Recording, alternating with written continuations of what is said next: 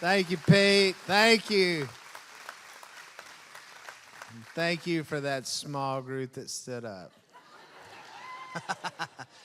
Everybody else just stay seated. How we doing? You bunch of slackers. The late service. Oh, yeah. I'm going to wear y'all out today. Sleeping in.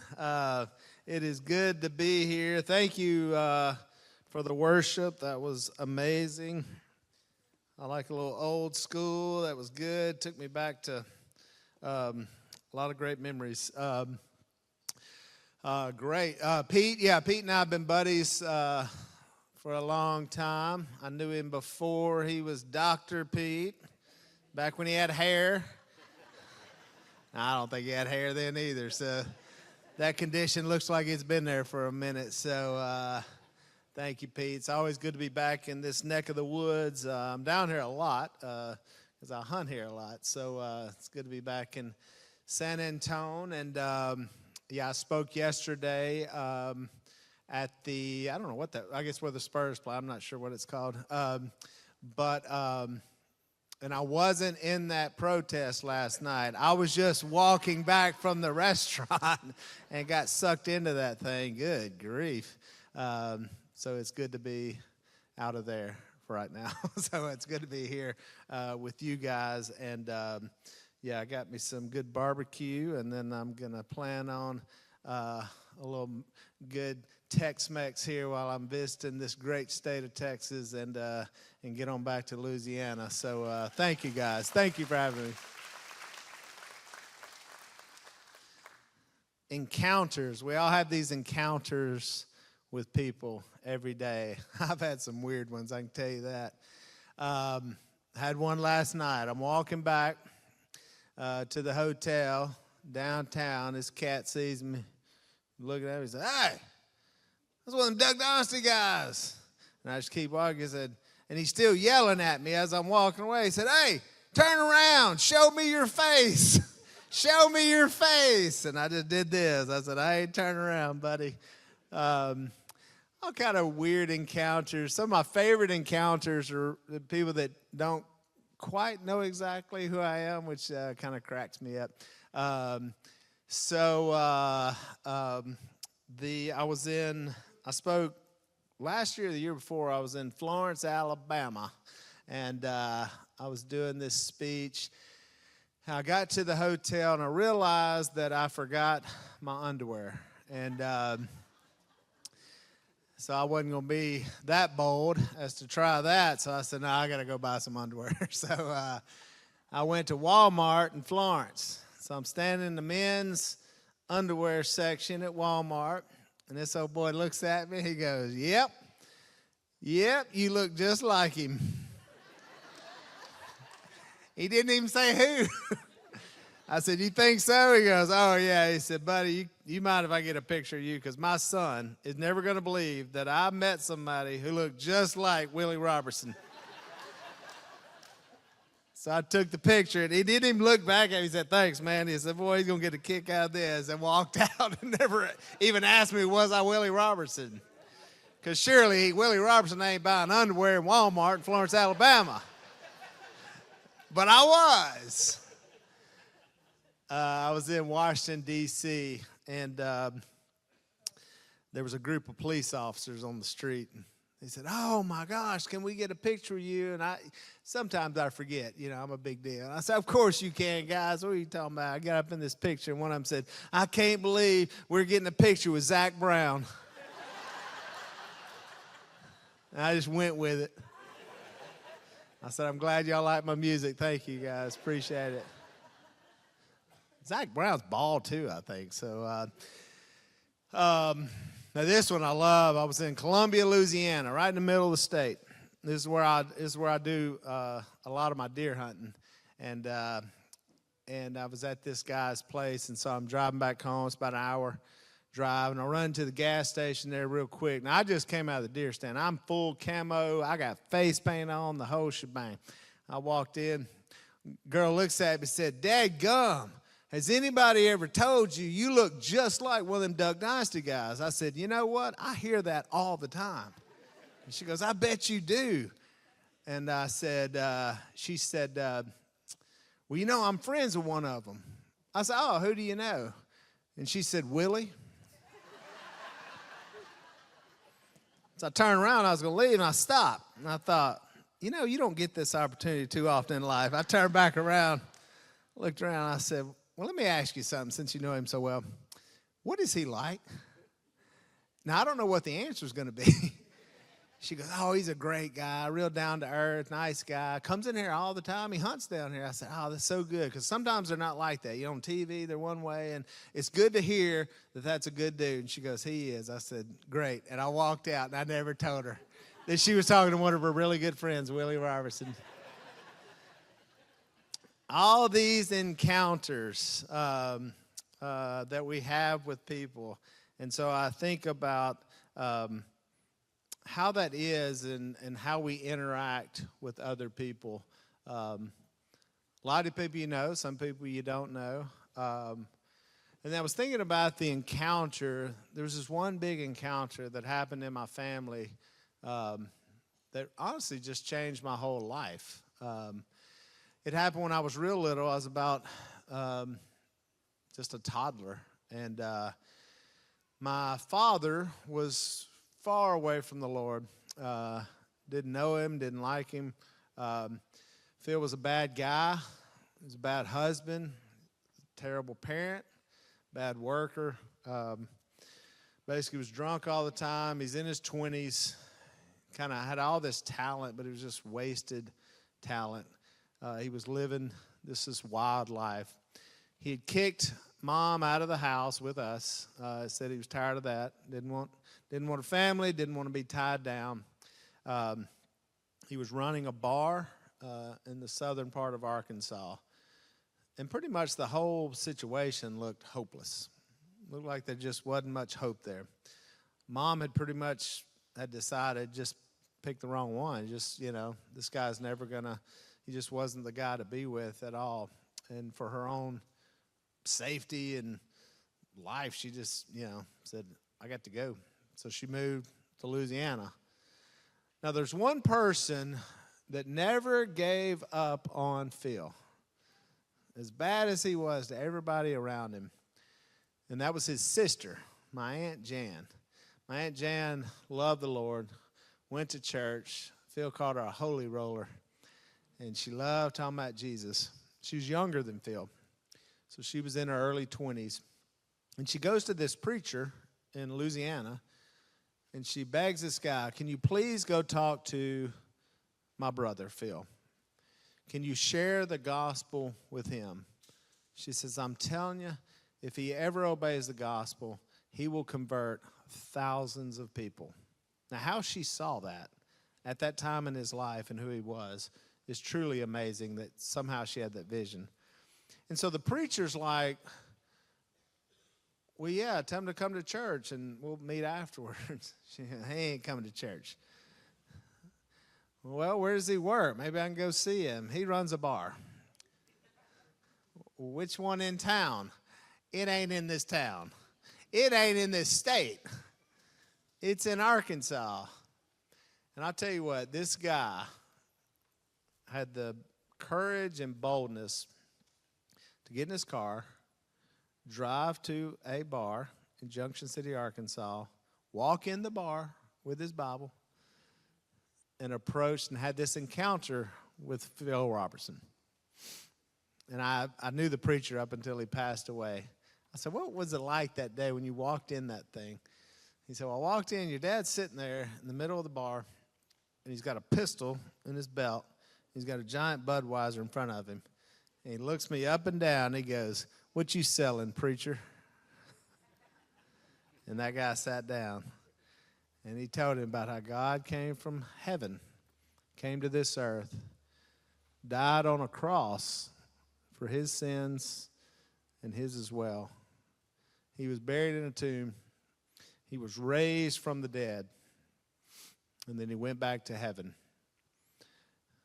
And if he would believe that and obey that and live by that, he could go from what is dead to alive, what is dark to light, what is old to new, and that could happen in his life. And Phil listened to that story, and he said, well, preacher, that kind of sounds too good to be true. And the preacher said, well, it's true, and that's what I live my life by, and that's why I drove up here, just to share that with you. Because your sister sees something in you that you don't see. And you know what happened that night?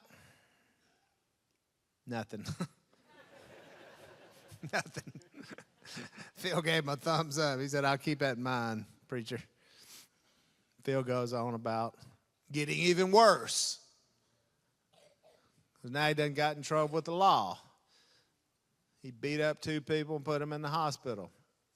Well, here come the state police in Arkansas looking for Phil. Where's he at? He gone.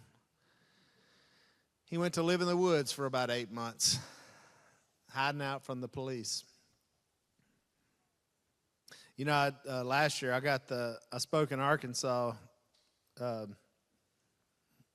governor there gave me the Arkansas Traveler Award or something. Phil had gotten the same award.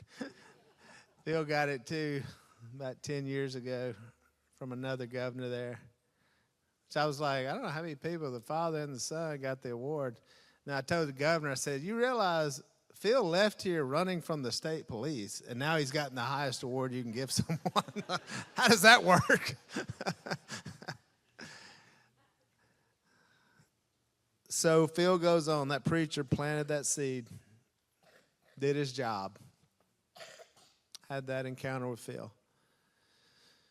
So when Phil's laying out there in the woods, sick, lonely, depressed, realizing that all the roads he's done taken have went down the wrong path.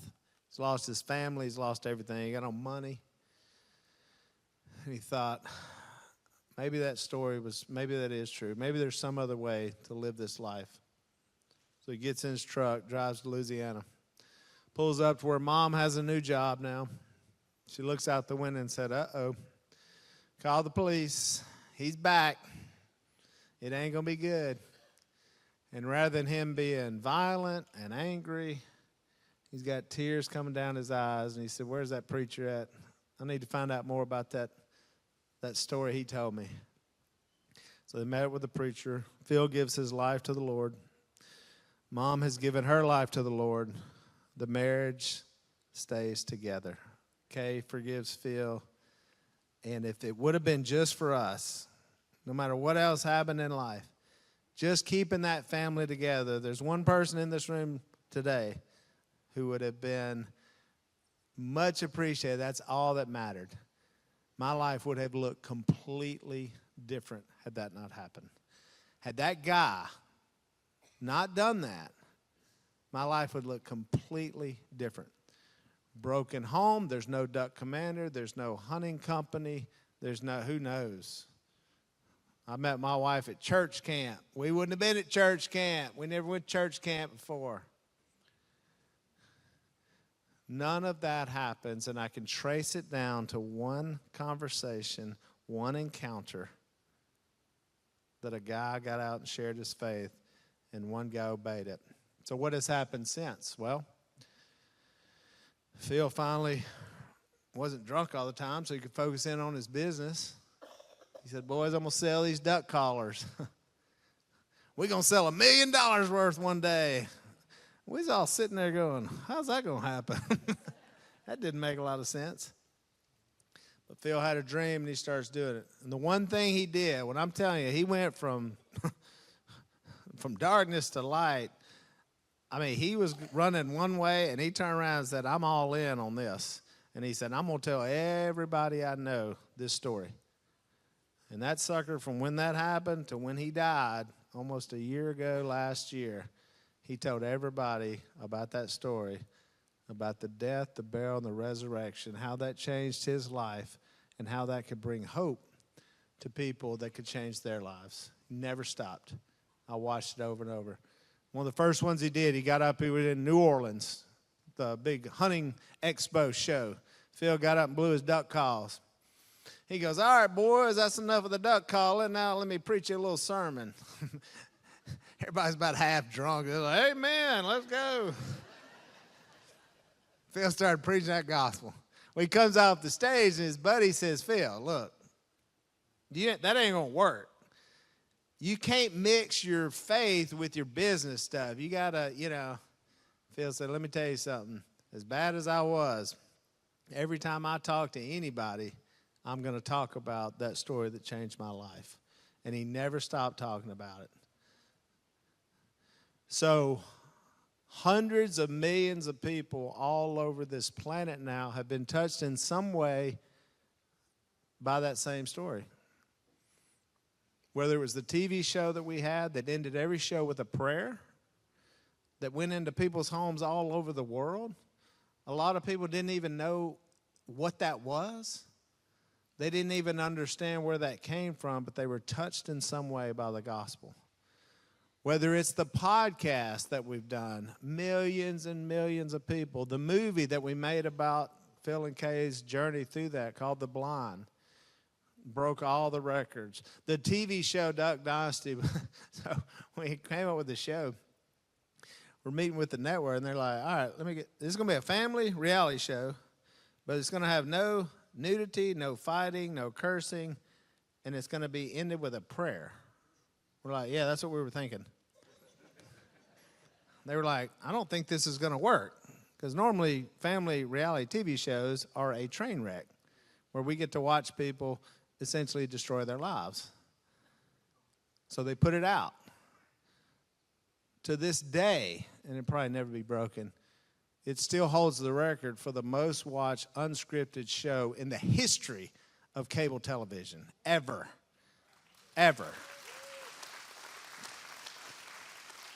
So you know what that tells me? You don't have to act like the world to be successful in the world. That's a lie. And every one of us get caught up in that thinking, well, I guess I'm going to have to, I got to do this if I want to get ahead, if I want to make that money, if I, I got to separate what happens here from that. It's all together. It's all together. That was the encounter that happened that changed my life. So Phil passed away last year. There's a book he wrote, and he'd given it to me, but I didn't know that he had written a note in it.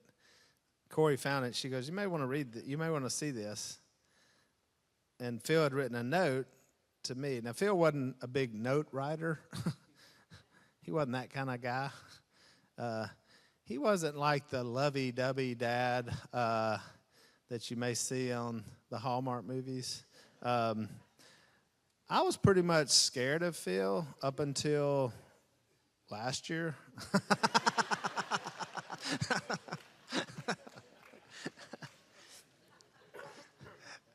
He's laying there, and I was like, I think I could take him now.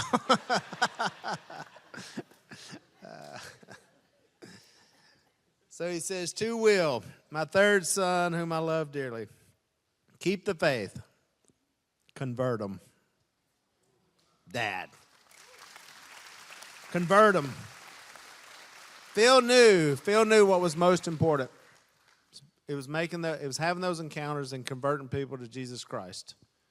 So that was from Phil.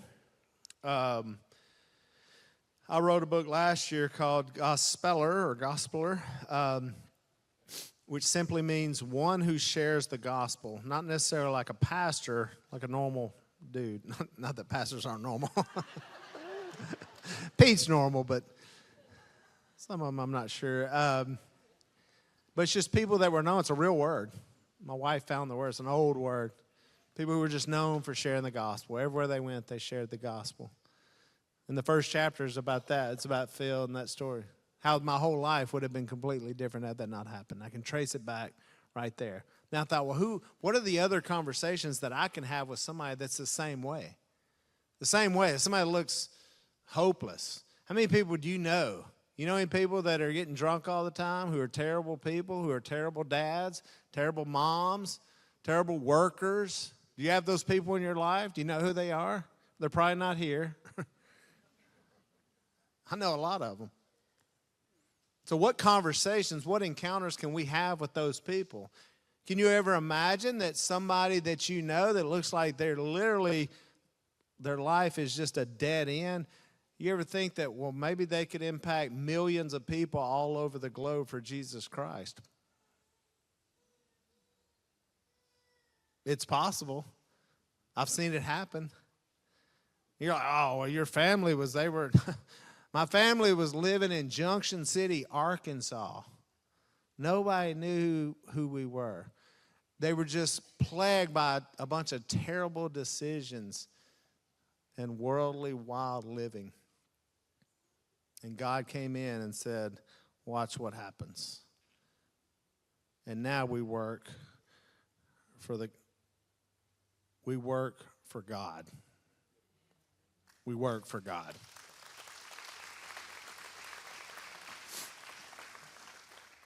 Generation to generation now, Sadie speaks all over the world. Speaks in Texas a lot. Speaks to a lot of your kids probably know and have watched her stuff. It's the third generation. See how it just keeps going and going. So what conversations can we have with somebody that can change generationally the people? And some of you are like, well, I'm not good at talking about it. That's not me. So what happens is we disqualify ourselves from doing that. We're like, well, that's not me. I hope somebody does it. Pete, oh, he'd pay that guy. That's what he does. So I'm a business guy. I ain't a preacher. I'm a business guy. So if I wanted to get a product out around the whole San Antonio area, would I take one guy standing here with a microphone, or would I take everybody that's sitting in these seats for you to go out and tell your friends and neighbors about the product? I'm going to take y'all every time. I'm going to take y'all, because y'all are going to go out and move the needle. Word of mouth. Don't exclude yourself from this. Don't make a bunch of excuses. Well, I don't know the Bible well enough. I'm shy. If you're kind of religious, you'll say, that's not my gift.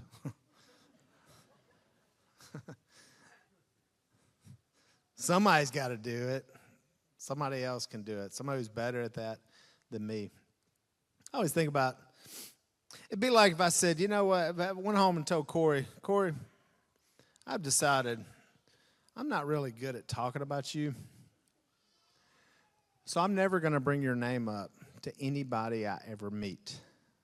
I'm just going to never mention you or this marriage or anything that we've done together. Why don't you tell your spouse that and see how that goes? Because you're not good at it. You'd probably be like, You know, what I find is I mention Corey's name a lot because, one, we've been together for 33 years, been together 34 years, married 33 years. And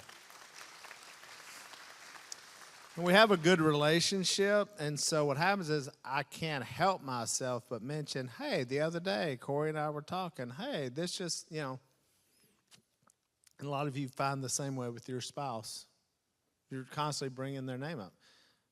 And that's the way it should be with your Lord and Savior, Jesus Christ. It should just, like, it comes up so often because of how involved it is in your life and the type of relationship that you have with each other. Now,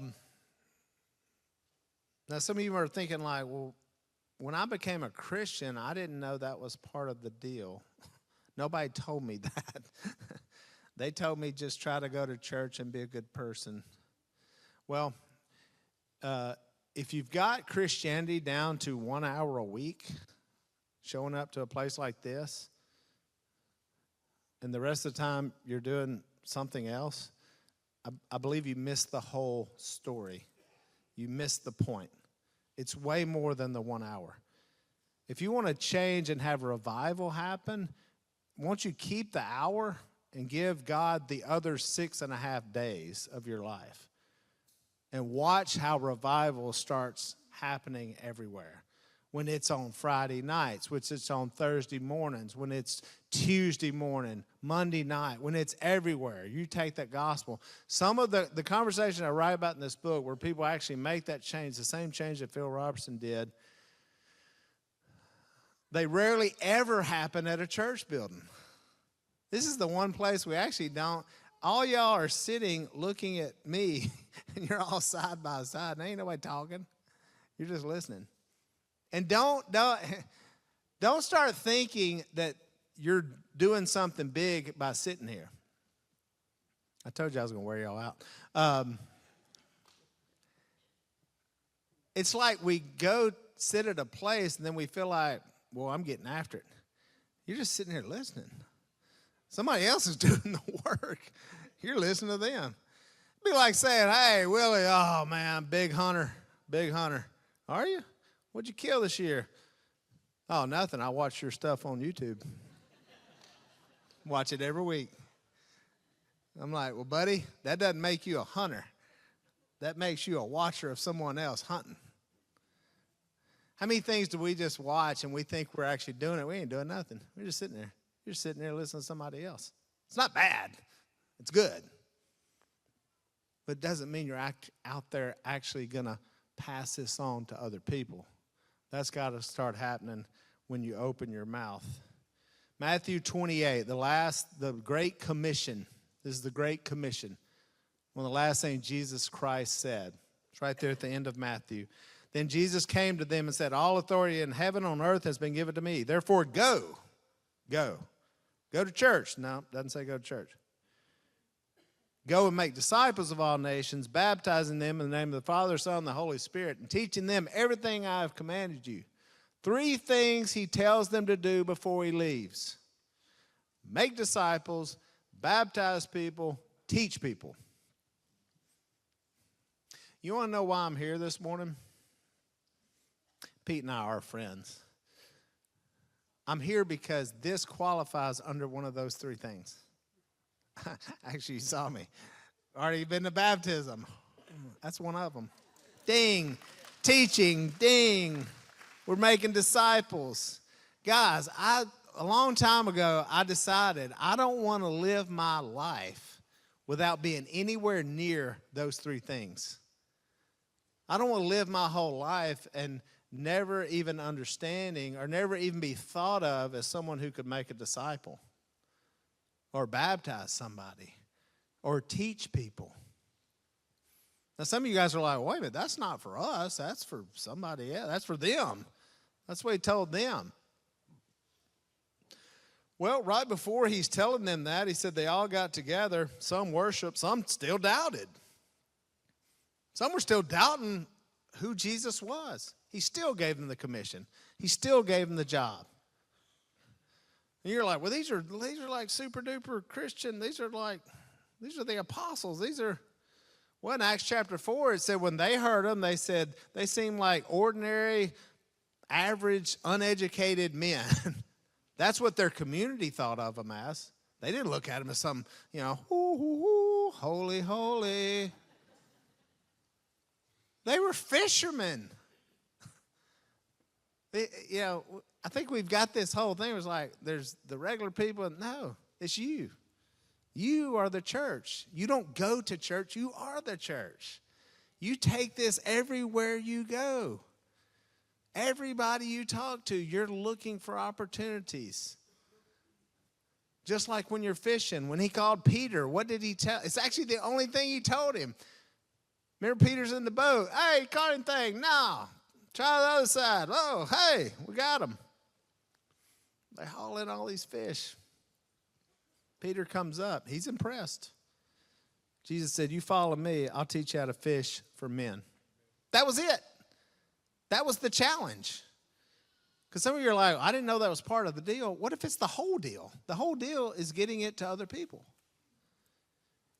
What happens is, if you you think you're doing the right thing, you'll come to a church and then you're going to get really inward where it's about me. It's about what I like.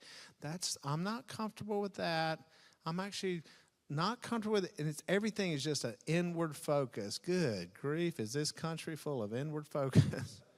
It ain't inward, guys.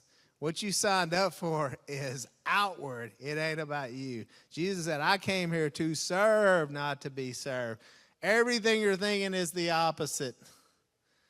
If you've got Jesus Christ, if you know that you're going to be in eternity, that's awesome. Now, who else can we tell that about? Who else can we tell that about? Who else can we talk to? I am not ashamed of the gospel, for it has the power of salvation. That's what Paul said. It ain't in you guys. It's the gospel has the power. When that dude preached to my dad, the story he's telling him is the power, not the dude. He's just the messenger. And he delivered that message, and you let God do what God's going to do, and you let the Spirit move, and you just get out of the way, and you watch what starts happening. That's it. That's where it starts. That's where it starts. 3 stories. I don't have time to read them, though. John chapter 4. John chapter 4, the woman at the well, master class. Willie, how do you start a conversation about God? Well, read that story. Jesus said, hey, can I get a drink of water? That's how it started. If you can ask someone for a drink of water, then you can share the gospel. He talks to the woman at the well. Jesus is telling her a bunch of stuff about living water. She has no idea what he's talking about. When you start talking to your friends, don't be surprised when they have no idea what you're talking about. Don't be surprised when they don't want to come up here to sit with some weird people, talk and use a whole different language. Don't be shocked. They don't know. They're lost. They're blind. They don't see it. The whole town that woman lived in came to the Lord. Started with her. She went back to her town. Remember, Jesus got into her story, and that's going to happen. When you talk to people, you're going to have to get into their story. You're going to have to deal with some stuff. Some of you in here probably need to deal with some stuff. Remember the marriages? Hey, go get your husband. I'll tell you all about it. About that. I don't have a husband. Jesus said, oh, yeah, that's true. You've had 5 of them. And she goes back to the town and says, y'all got to go talk to this guy. He told me everything I ever did in my life. That's what's weird about Jesus. If one of y'all come up to me afterwards and start telling me everything I've ever done in my life that's bad, I'm going to tell everybody else, don't talk to that person. But she said, go talk to him because he told me. That's the free, it's gone. That's where you got to free yourself. There's people in here, you're still bound by that. You can't let it go. That's the beauty of this whole thing, is Jesus said, I got it. I got it, and I take it. So when you talk to others, that's what you're going to tell them too.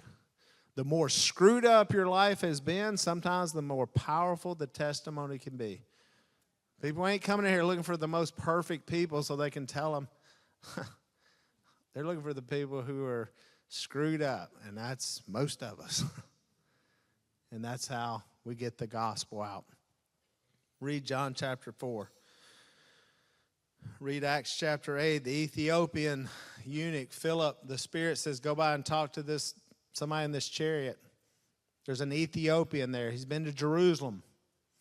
He's been worshiping God. Now he's reading the book of Isaiah. Let me redneck this for you. He left church. He's at the stoplight, and he's reading the Bible. Well, I don't know about y'all, but that looks like a pretty fired-up Christian.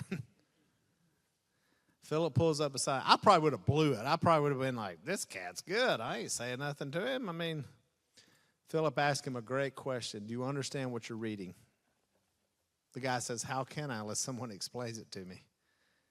And he said he started with that very passage in Isaiah and taught him the good news of Jesus Christ, or the gospel of Jesus Christ.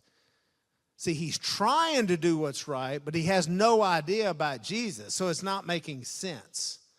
So there's a lot of people, you ask them, do you go to church? Yeah. And then we just let the conversation stop. We go, oh, it's great. Which one? And then we never follow up. Like somehow that because you sat here in a chair on a Sunday morning at a certain location, that makes you a disciple of Jesus Christ. No, it doesn't. It means you're showing up and sitting in a chair.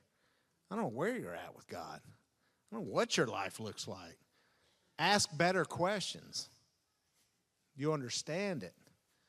And then he shows him. He gets baptized.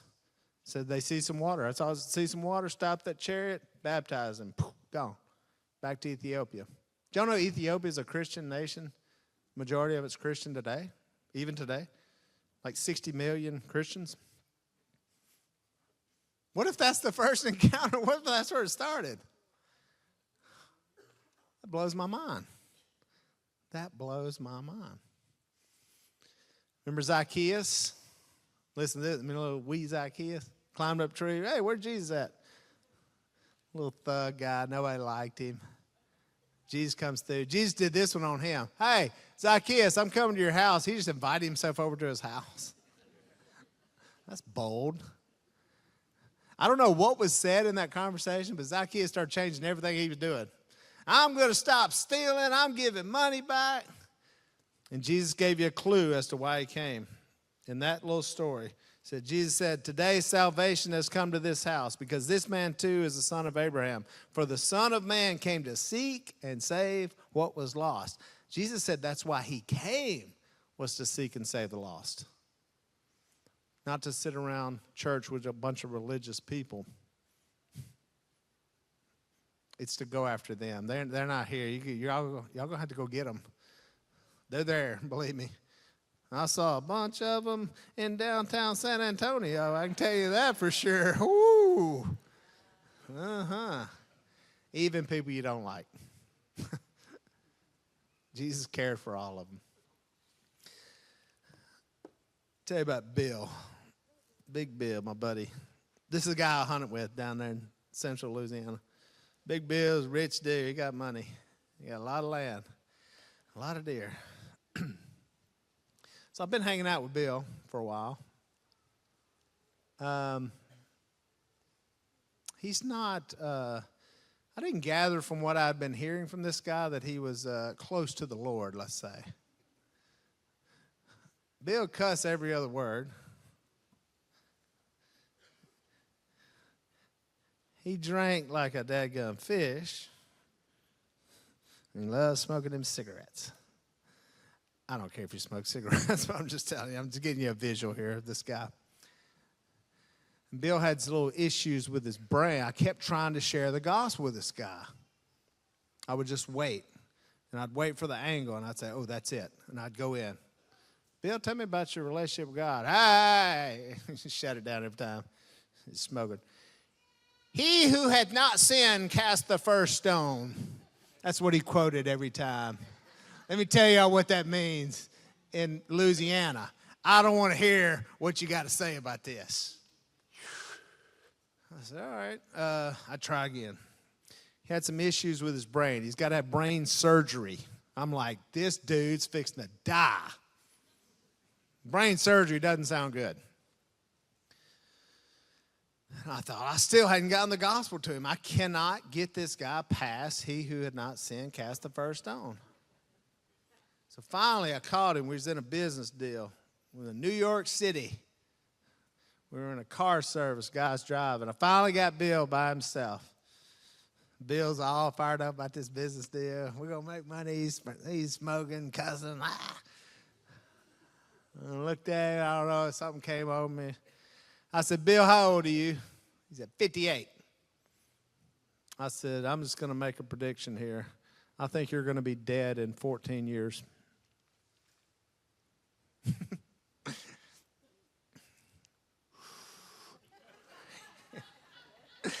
That sucker looked at me. He said, what? He said, why would you say that? I said, I don't know, based on how you live, your age, statistics.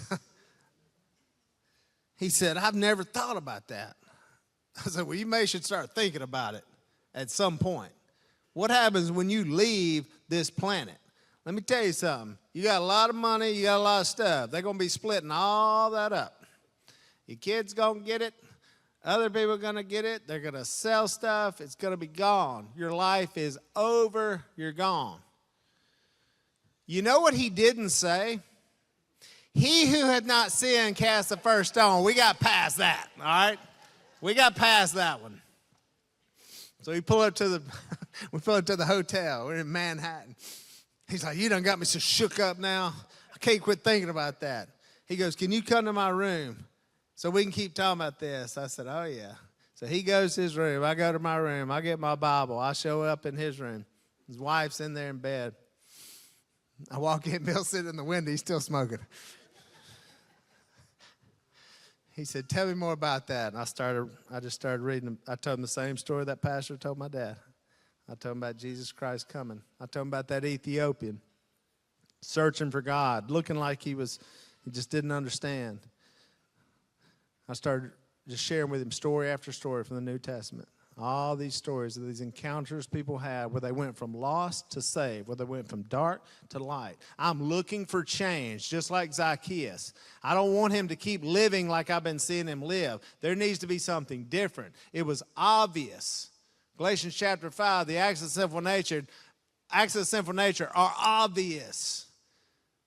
You can just look at people's lives going, yep or no. And I shared that with him. Bill stands up in his hotel room. He said, I'm getting baptized. I said, well, I don't know if there's any water around this place. I guess I can go try to find something in Central Park. I don't know. It's midnight. Bill said, no. We got to wait. I got to tell everybody I know. I said, I like where this is going. He said, I'll let you know when I'm ready, but I'm telling everybody. That sucker told everybody he knows. When you got that much money, you know a lot of people. So I showed up down at his house about a month later, big old house. I pull up, man, there's people everywhere. There's people from Los Angeles. There's Jewish lawyers from New York. There's people from Florida. Bill has told them to show up. Y'all got to see what's fixing to happen. And I get there and I walk up. Bill said, Willie, tell them what you told me that night in that hotel room. I said, all right. I got my Bible, and I started telling them the same story. Bill gets in. Bill gets baptized. He comes, it's like a movie. He comes up. He goes, anybody else? We ain't got no towels. We ain't got no nothing. Them suckers started kicking them boots off, taking them. They just start coming in, streaming in that water. Ba-doom, ba-doom, ba-boom, ba-boom. There's 10, 13, 15, 20. I don't even know who these people are. 24 people. One encounter. One where I didn't give up. I could have said I tried. He just didn't want to listen.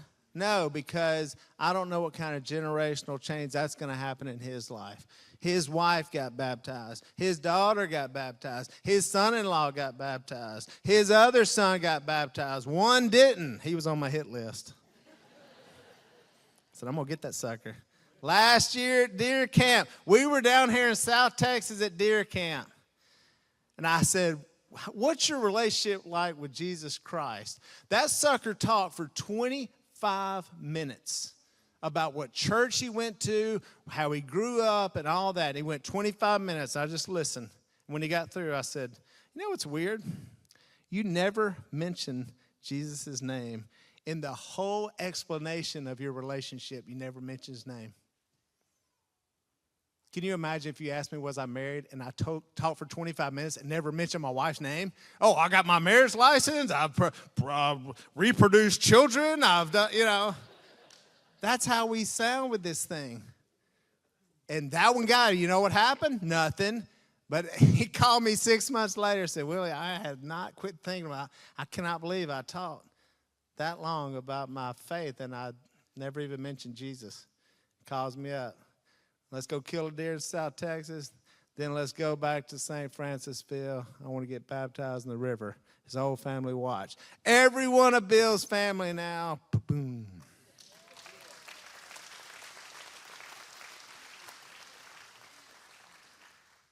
That can happen here. That can happen here. That can happen with the people that aren't here, the people that you need to talk to. You need to learn what the Bible says. You need to be bold, and you need to start that. We won't get everybody here. Man, I'll take 10. I'll take 10 who start getting after it going, let's go. Because there's a lot of people out here who need to hear this. Some of you sitting in here, you ain't nowhere near close to God. You're here. Somebody drug you here. You may be like Phil.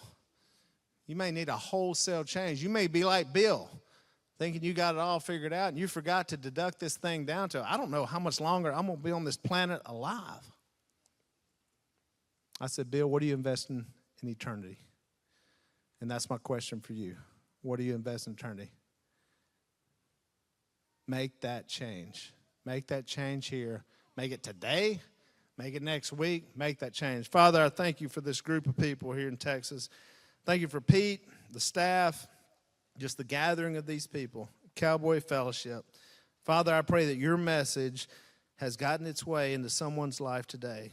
I pray that I've encouraged someone, challenged someone, but whatever changes need to make, just like what we saw here earlier, where lives change and say, that's it. And I pray they have that heart to make that change. Life is so short. The world, the days are evil, Father. And I pray that we put our hope and trust in you and that story of Jesus Christ. Father, we can't wait to see you. We can't wait to be in eternity with you. Give us strength and make us bold so that we can be workers for you here while we're on this earth. Help us to be bright lights all throughout this community. We give you all the glory for everything we have through Jesus Christ. Amen. Thank you guys so much. Hey, thanks so much for being a part of our online family and joining us for this message that God put on my heart. I pray that it blesses you. I want to ask you if you could just do 3 quick, simple, easy, free things for me right away. If you haven't already, number 1, hit the subscribe button. Number 2, hit the thumbs up or like button if you feel like this video, this sermon is worthy of that. And number 3, if God blesses your heart with this message, leave an encouraging word. Just leave an encouraging comment or a thought down there in the comment section. We would appreciate that so much. Thank you for being a part of our family, for joining us here for this message.